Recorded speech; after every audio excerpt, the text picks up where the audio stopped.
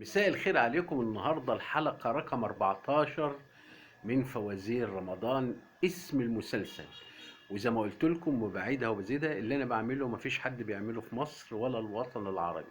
30 فزورة من مسلسلات رمضان. ما عليكم اللي انتوا تقولوا لي اسم المسلسل. اللي انا هعمله النهاردة مسلسل قديم للفنان محمد عوض واحمد بدير. بيتهيألي مفيش حد هيعرف اسم المسلسل. اللي يعرفه بقى يبقى مية مية ويكتب في الكومنتات. يلا. ايه ايه يا شحات الغبرة، انا مش هعطيك 2 جنيه علشان تدعيلي. ما دعيتليش ليه؟ ليه؟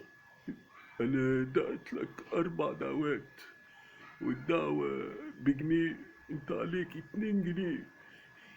انت بتتكلم جد؟ انا في غاية الاسف والخجل، انا محروق منك. طب ادعيلي كمان دعوتين وهديك 4 جنيه. ربنا يصلح حالك، ربنا يكرمك يا وش السعد، ايوه، زود من وش السعد دي. يا برج الحظ. خد، مش خسارة فيك. إيه ده؟ 3 جنيه.